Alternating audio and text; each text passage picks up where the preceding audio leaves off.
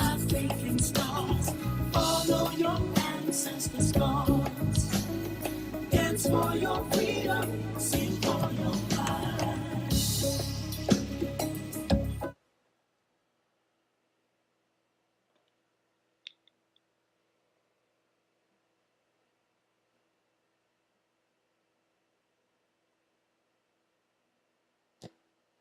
Good evening from New York. I am Selwyn Collins, your host of CWS Journeys.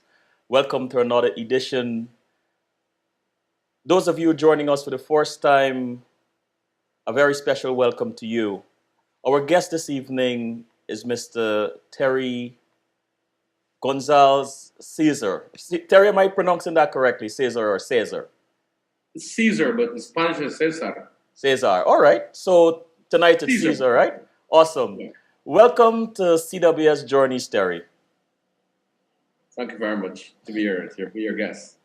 Terry, you have been in the midst of a carnival. Can you tell our audience where you are and which carnival this is? Well, currently I'm in Venezuela. I live in the state of Bolivar, where this state is known for some of the best carnivals in Venezuela. So we do have a lot of local tourists from all over the country come down to the state here. And it's celebrated in one of the small villages called El Callao, because El Callao has a lot of immigrants from Trinidad and Tobago, and they're the ones actually who arrange most of the carnival activities here in this state. Actually, some of the best calypso songs comes from El Callao also. So it is a tradition here. So a lot of people from all over the country come down to this state to enjoy the carnival, of course. How you managed to be there, Terry? I mean, I tell us a little bit about who you are as a person, where you were born. As a matter of fact, let me ask the question this way. Give us a glimpse into Terry Cesar at ages 9 and 16. Okay. Firstly, I would say I have dual nationality, where my mom is Guyanese and my dad is Venezuelan. And went to school from an early age in Guyana, from primary school. I had my primary school education there and secondary school. And afterwards, I immigrated to Venezuela and have been living most of my life in Venezuela afterwards. My parents, or my dad and mom, they're from Region 7, that is in Cameroon, up in Nigeria.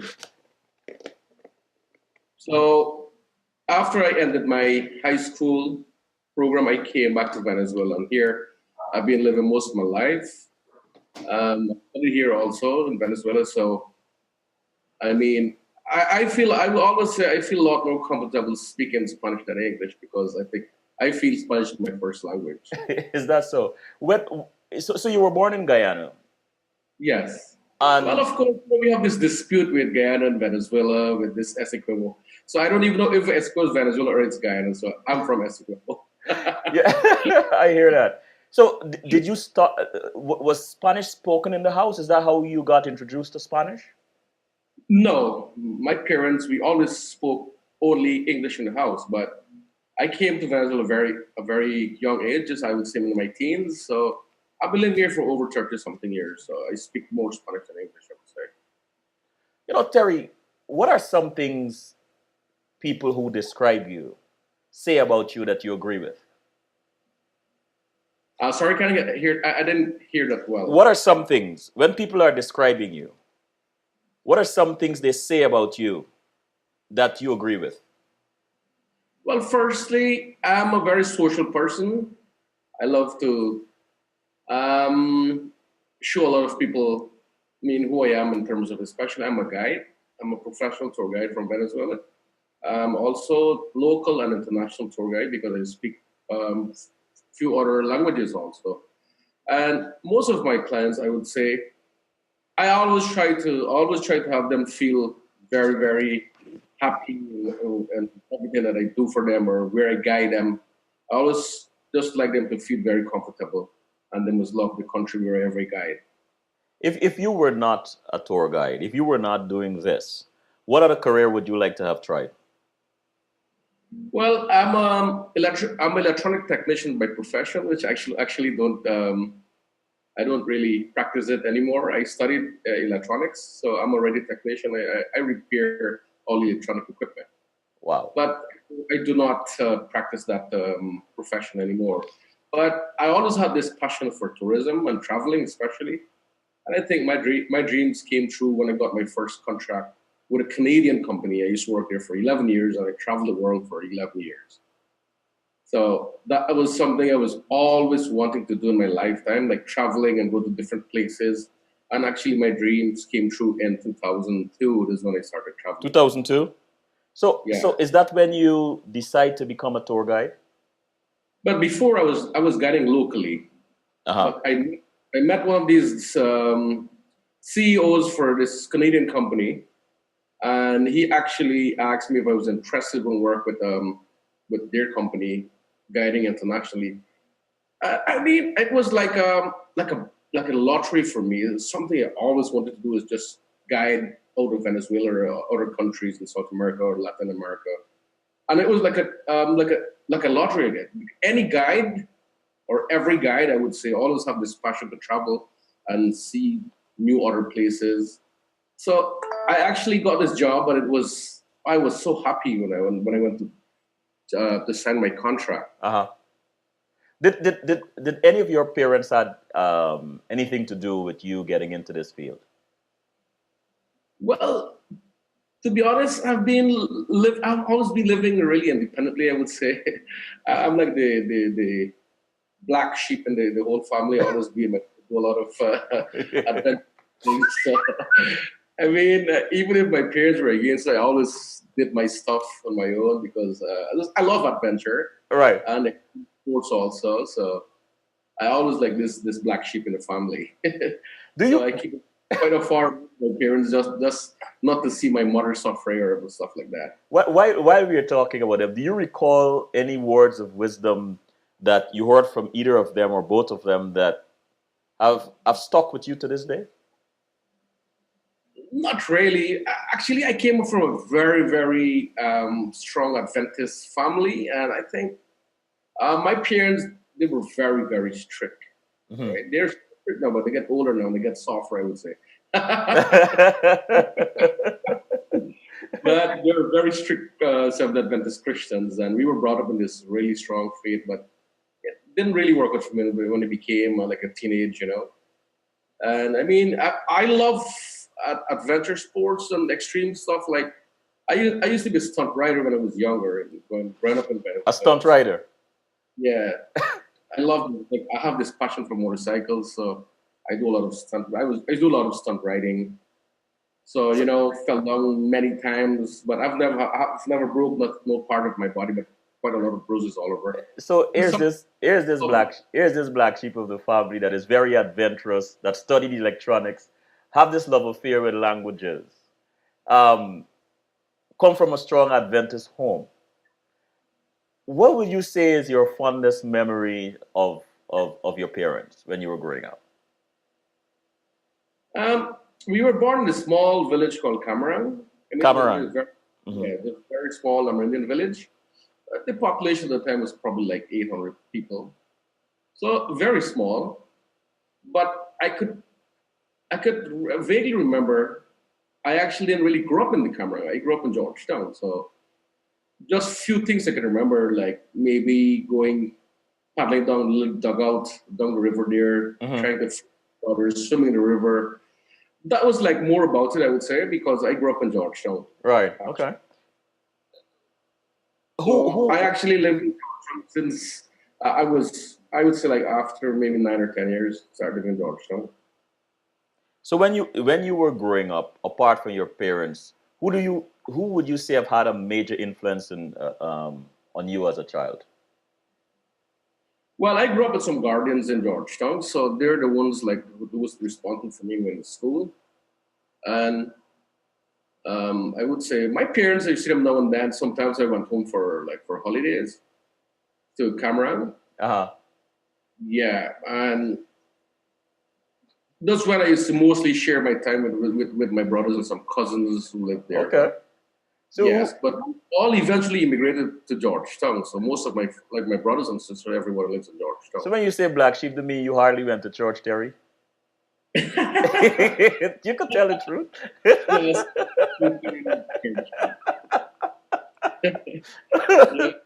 Although my parents were very, very strict Christians, I actually. I think I could see it to you, Terry. If you were to walk up on them, eavesdrop them telling a stranger about you, what do you think each of them would say? What do you think each of them would say about you? I think my parents still must believe that I'm this good child, like little child. you know? And to be honest with you, I think my parents don't even know I drink alcohol, but I do drink alcohol. I'm a very social drinker. Well, they know now. But is a respect that we have. I think all of our brothers, we just respect our parents. Yes. We would never like drink alcohol in front of them. They come to visit me here at my house, and I'll be clean if they come up for a month or two. I'll be clean for 2 months. So Terry, do you remember your first tour and how it felt? Well, I started off as a local guide here in Venezuela. Did a course because we do courses here in Venezuela. To be a guide, to be a licensed guide, you need to do a course here. And some of the skills are you need to know what we call camping skills. That's like how to set up tents and other camping stuff, right? You need to cook, and it's a bonus if you can speak a foreign language. So people with this foreign language are guided with a foreign language, which is like English, of course, is one of the main ones. You'll be so busy here. A lot of people here in Venezuela always looking for people who speak English and to be a guide, right? Because it's a bonus. So my first ever trip I could remember was in the Grand Savannas. The Grand Savannas, anyway, is part of the Grand Savannas start from Venezuela, go through Brazil and into Guyana, right? It's like Rucuni area. That whole area is called the Grand Savannas. And it's one of the most beautiful national parks in Venezuela with the rock formations and everything. So my first tour was with, I could remember, with a French group. I took them there up to the Grand Savannas and for a 4-day tour. And I was a bit nervous because it was my first tour, of course. But everything went so well. They eventually, when the tour ended, they contracted me once more. They hired me once more, and I took them to the Amazon. And we had a blast in the Amazon for a whole. We had a tour for a whole week in the Amazon area where I took them to.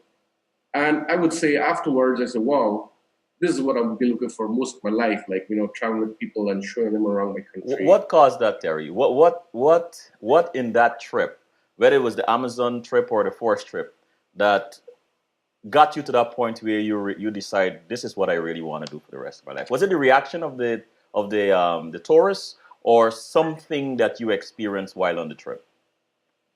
I think I always say the people you have on a tour, those are the ones who make a tour goes successfully. If you have nice, easygoing people, everything goes well, they will enjoy everything. And I think the group I had, I was so lucky. They were so easygoing and very easy to handle. They weren't complicated people. And I felt so good afterwards because I knew they were happy. Because once you end a trip and your clients give you a tip, that means you were good, eh? If you're not good, they don't give you a tip. So the tip tells the story, huh? The tip do tell the story, especially if you get a good tip. That means that you were really good. Have you ever done a trip that, whilst you're on this trip, you're saying, "Good Lord, what have I got myself into?" Yes, I've had experiences like that. I will tell you, I'll be very honest with you.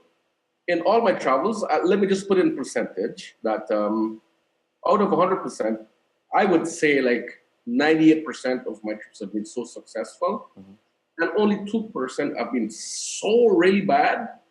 I can tell you of an experience I had once. I was doing this trip from La Paz to Rio, La Paz in Bolivia, Yes. Rio de Janeiro in Brazil. It was a 25-day trip. And I had a very young group, I would say. There were a group of 9 girls, and I think it was like 5 guys on the trip. But they're very this first time travelers, really spoiled children just leaving uni. And I would say, after all my travels, I prefer always to travel with older people. I mean, people have traveled a lot. They're more experienced and they're very easygoing. But these first-time travelers, they think that, okay, everything's going to be like in their country. Remember, South America is a third world country, and they expect everything to be like here. But they're like where they come from the third world, from their maybe the first world, right? And they will complain about everything. So sometimes I tell my clients, guys, you have paid a lot of money to come and do this tour. Just enjoy your trip and take it easy. Man, you paid tons of money. Why are you complaining about? You need to be happy. You'll be paying for this now. You're complaining. No, let's just have a positive karma of everything and enjoy yourself. What would you say is the difference between a good tour guide and a bad tour guide? Okay, the good tour guide always have to keep your clients informed. That's why I always have my briefings. Like, for instance, if I'm going on a trip for 4 days, every day I'm going to brief you about what we're going to do the next day, just to keep people informed. Sometimes the briefings are so very important. They can get you out of a lot of trouble. Because if you don't mention certain things, then you will get into problem. So I would say information generally is one of the most important thing as a tour guide. So if you can't give proper information, do not be a guide. Or we have guys that we actually don't call them tour guides. We call them tour. They're just tour companions, I would say, because you'll have a guy just walk on a tourist and don't tell him anything, So eventually, those are the type of people you'll have complaints from them. Terry, So as a guide, you have to be very informative, I would say. you travel a lot, but where exactly is your base? Is it Venezuela or Guyana or both? Well, I'm based in Venezuela, but I also I've started a company in Guyana because I know Guyana is getting very famous. And as a matter of fact, Guyana is one of the top 16 in the world, must-visit countries in the world for 2016. But I was looking at it, I know that was coming because I've been traveling back to Guyana quite often, and I have registered a company here because I know tourism is going to pick up in Guyana, and it's getting very famous. So that didn't surprise you? It didn't? Yes. Okay. It didn't surprise me at all because I know it was coming there.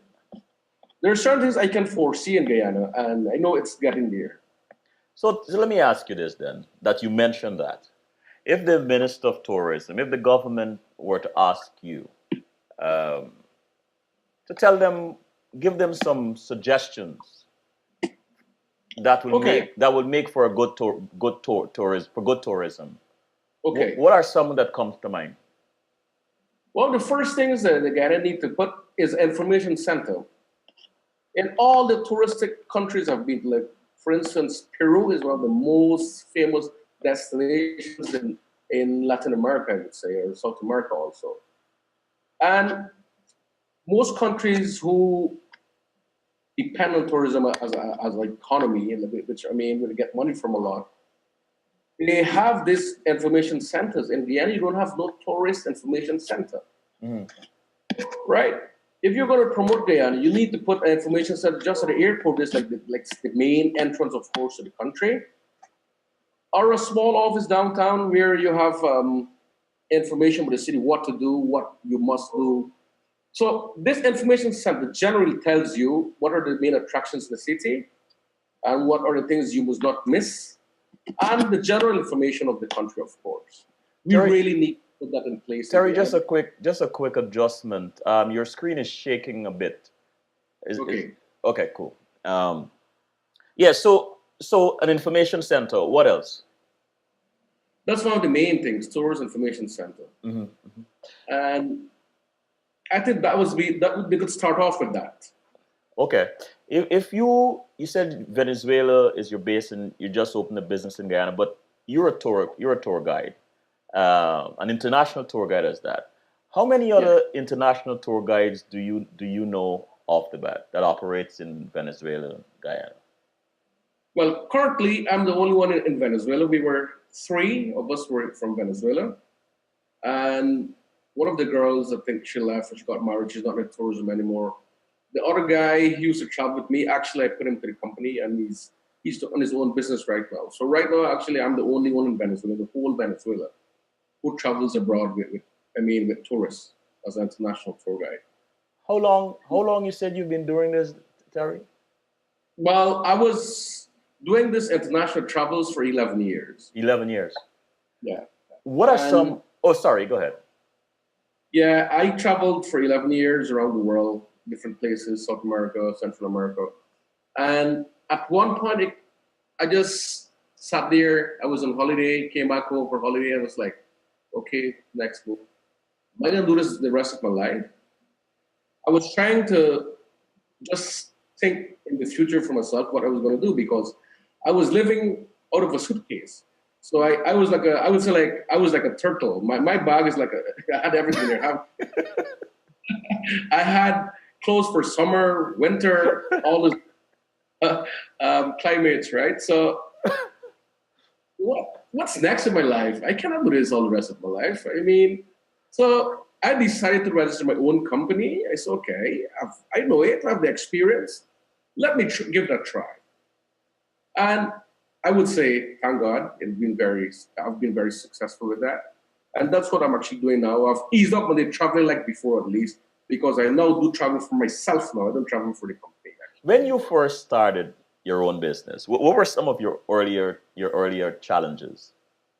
But of course, as a new company, it always be, of course, you need to start building your clientele because, I mean, you were just new in the company. Hmm. But I've never had that problem because I've met so many people and I've traveled a lot. So most of my clients are like more, I would say, word of mouth Okay. because I've met some people and it's passed on. Tourism is a chain. Once you do a good service, this person will tell the other person, that person will tell the other person. It's a chain, okay? If you had to advise some young or new tour guides, what are like 3 points you would advise them on? Okay, I'll advise them firstly to do a lot of research. Hmm. I mean, because remember, to be a guide, you have to read a lot also. If you're a guide from a certain area, you need to know the area well and give your clients very good information. And the other thing, I think a good tour guide should be very confident of himself, very confident. And the other thing, the third, I would say, like, okay, you will always have a positive karma because positive karma brings positive things. I like that. Terry, you mentioned your second trip being in the Amazon, um, in Venezuela and was it Bolivar and so on. These aren't necessarily easy terrains. Some of them are rough. They're challenging. This tells me that you have to be in tip-top shape, Terry. How do you manage that? Well, from a very early age, I'm a very, very active person. Since I was young, I involved myself in a lot of sports activities. Played soccer. I did cycling again one time when I was a kid. I mean, when I was a teenager, I was one of the best junior cyclists in 1985. I was have a I was voted as the best junior cyclist in 1985. Wow. Congrats. So always in sports, playing soccer, working out. So I'm a very, very active person. Even with this stunt riding is to do, you have to be very active and very fit also. So I've been very, very active. Like getting myself, active in sports. Mhm. So as a guide also, we work out. Well, generally, depends which area you're working in. I used to work in the Angel Falls area for 7 years. That was like a natural workout. Like climbing the Angel Falls viewpoint every day, and there's or like 1 hour up and 1 hour down. That's a workout by itself. Do you So remember? Do you remember the pain? Do you remember what happened the first time you attempted? You climbed that fall and up and down. okay, I can tell you the experience I had. What I would say one of the worst experience when it comes to like being fit. My first trip to Roraima Mountain, that was so horrifying for me. I felt so bad. I was in pains for a whole week. I couldn't walk for a whole week. All my toes were blistered. Wow. I lost all my toenails, and man, it was like the worst experience I had. I actually told myself, I will never do this again. It's so difficult, Uh-huh. right? Uh-huh. But it all depends. You remember, you're starting from a scratch to be a guy. I would say it. What makes a difference is your gear. Okay. You have a good gear, good clothing, good rucksack, and that's it. That's about it. I mean, you have to be fit also. Is this part of the advice that you give your tourists, your clients when they're coming on a tour with you? Yes, in my website, I do have recommendations, Mhm. what to bring, what not to bring, because it all depends on the gear that you have. Terry, So, that you mentioned that. How does this process take place? A group of us wants to go on a tour. We want to go in the Amazon or wherever. yeah. How do we contact you? How do we get on this tour? How do we communicate with you? How does that happen? Well, I have two web pages, one in Venezuela and one in Guyana. Mhm. And one of them, one is called the Venezuela Ecotours.com, and I have the Guyana Ecotours.com. But my company name is Tarantula Eco Tours. That's the name of my company. So I do have websites for that Okay. company. Are these stores generally? I know expensive is relative, but are they affordable for the average person? I mean, what?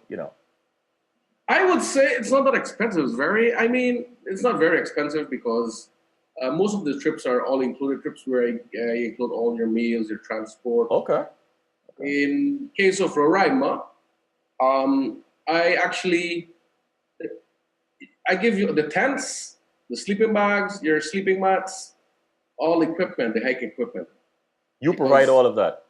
yeah, and all the meals while on that trek there. So Terry, that requires a lot of organization then. Yes, it do involves a lot of organization. That's why most times it has to be minimum 4 people because I can't do it lesser than 4 people because it cannot cover up for my um, for the things I need to pay for. I need to pay for transport. I need to pay Expenses, yeah. for expenses. Hmm. Yes, of course. I want to go.